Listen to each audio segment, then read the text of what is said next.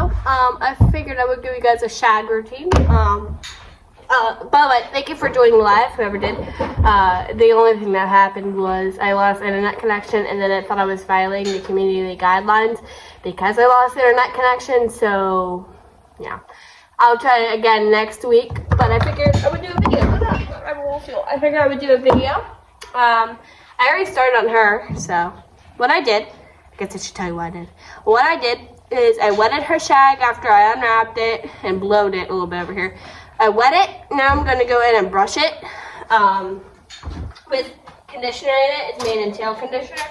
I'm going to go in and brush it, make sure that it's all, incorporated and everything with that conditioner down to the root so that it ain't going to be super knotted anymore. Also, don't worry about a little bit of shag coming out. It's not shucking. Shucking, if you pull a chunk out of their hair and a whole big chunk comes out, they're not, I promise, they're not shucking. But if a whole big chunk comes out, they are. A lot of lambs lose what they call baby wool, so they're just getting adult shag in. As long as you're unwrapping 2 to 3 times a week, you're brushing, and you're blowing, and you're making sure it's all healthy and no rub spots, you're fine. You're fine. I do not do shampoo every week. I will do shampoo when I come back from a show and from a show. At the show, stop, put that. I do shampoo at a show and when I come home from the show, and I do medicated shampoo for that.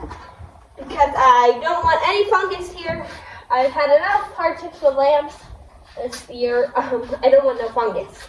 So, and another thing, I'm going to tell you guys on live, well I did tell you, but it kind of cut out before I finished. Chanel is very picky, so she's doesn't want to eat the lamb feed that I just got her. Of course she doesn't. So that's fun for me, of course. Get that out of here. But I'm gonna leave that sit for a little bit, and then I'm going to rinse it out, and I'll probably catch back up with you guys when I'm wrapping.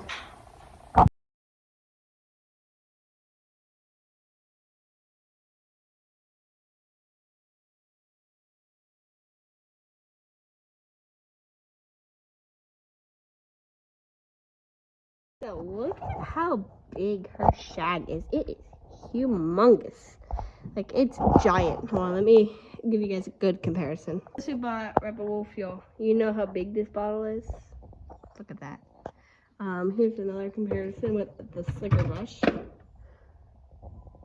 It's huge. It's giant. And that's not even fully dry yet. So her front shag is getting there. But that's not even fully dry. That's still, as you can see, dripping. So, yeah. One heck of a shaggy girl.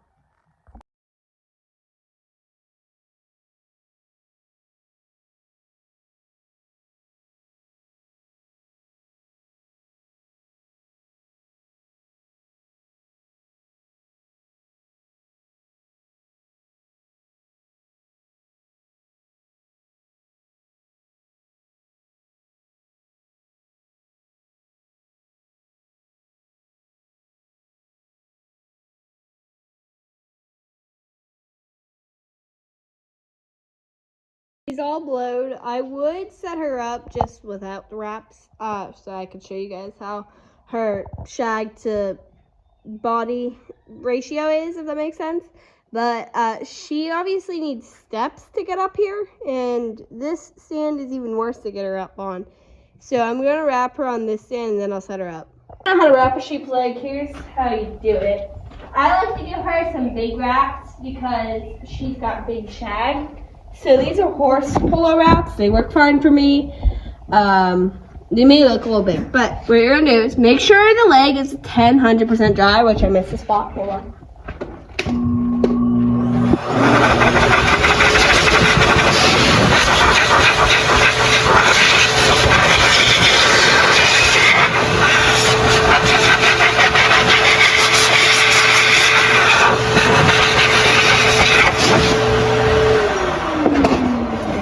Make sure the leg is 100% dry, which it is. Take the wrap. Now you want it kind of like this. So this part kind of goes around like this. And then I do in the middle, like that. And I put the little lip underneath of there, and I pull a little bit. Then I come down into this like not bone, hoof part here, the dew claw, if that's what you call it. And then I go down. You want no shag peeking out. That's why I like extra long wraps. But you want no shag peeking out. Obviously, I can't help that. But then we're going to come back up.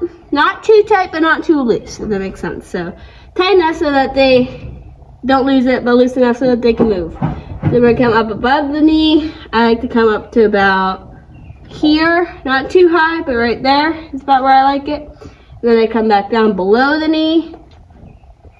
And then you kind of just wrap from there. And then, yeah. Velcro. And now I have electrical tape, or I had it. I don't have any right now. But if Batty likes to chew on Chanel's leg wraps, so I don't know why she has to do that, but she does. I'm going to show you how to do the back legs now. These are the inside of her back legs. Again, make sure it's dry. Move the leg over. They're dry. So again, have the wrap like this. Come around and do that. Put the lip under here. Now I like to go down again, kind of like the front leg, but the back leg has a haul. Underneath of that weird part, make sure there's no shag peeking. You can do there a couple times if you want. Done. Now you get up to this spot. Now I have Batty, is she'll get like a rub spot right here with the wraps.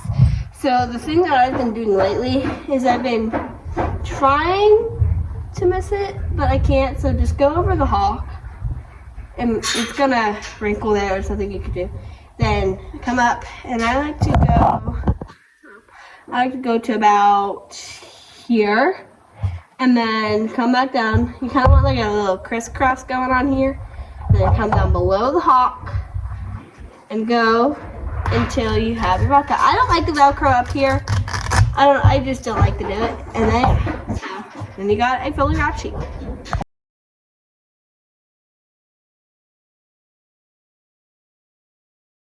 She's fully wrapped now. That's my, I have Batty up here. But yeah, that's my shag routine. Everybody does it differently. That's just how I do it. And we'll see you guys in the next video. Bye.